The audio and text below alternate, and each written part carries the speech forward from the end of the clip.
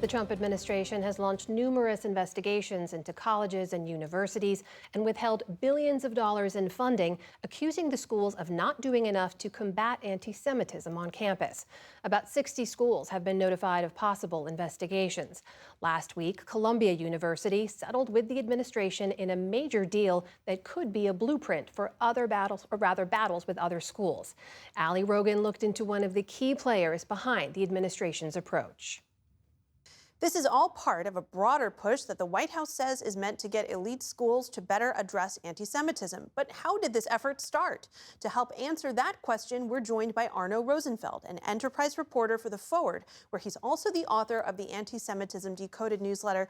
Arno, thank you so much for joining us. First of all, how does this administration define anti-Semitism, and how is it that it's become so central to its targeting of universities? So the administration's understanding of anti-Semitism is really rooted in hostility toward Israel. So be that anti-Zionism or these other sort of protests, it sort of lumps that in with what they consider to be support for terrorism, support for Hamas. But I would say that they go a little bit further than that in kind of limiting their focus to what you might consider left-wing anti-Semitism. But not really saying as much about anti-Semitism on the right. Correct. I mean, sometimes they give a little bit more or less rhetorical attention to that, but in terms of substance, it's not their focus, and there are a number of people in the administration with ties to right-wing anti-Semites or who have expressed anti-Semitism themselves of sort of the right-wing variety. You've reported on one of the blueprints of the administration's efforts on this. It's called Project Esther. What is it and who's behind it? So Project Esther was created by the Heritage Foundation, which also created Project 2025, another blueprint, in advance of Trump taking office, with the sort of hope that it would be a blueprint for a second Trump administration when we didn't know who was going to be president.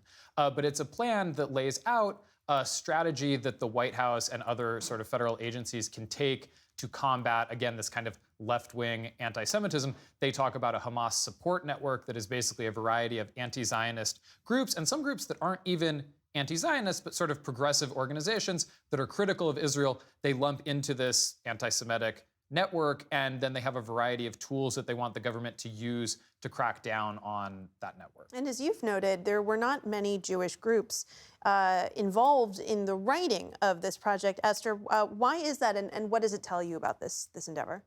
The Heritage Foundation doesn't have a lot of Jewish partnerships. There are conservative Jewish groups, but they aren't really in the Heritage broader universe. And so they had some groups on their task force that was working on Project Esther that were Jewish, but when the report came out, the core groups were these evangelical conservative organizations and some conservative think tanks, and the Jewish groups that were sort of on the list, the bigger list of Jewish groups on the task force, kind of tried to distance themselves from the project. And how does this project in particular view and talk about critics of Israel's policies and supporters of Palestinian causes? Well, it's really this idea that they are supporters of Hamas. So it's not just anti-Semitism, it's support for terrorism. And I think the reason, or one of the reasons that they use that framework, is that opens a whole new avenue of legal options to deal with them. So if you're a foundation that is providing, for example, material support to a terrorist organization, you can be shut down or sanctioned or face other consequences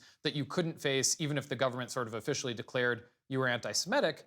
That's legal, but supporting Hamas is not. And so that's one way that they set this up. And the other is that they take even kind of tenuous connections to campus protests or other demonstrations against Israel and equate all of that with anti-Semitism.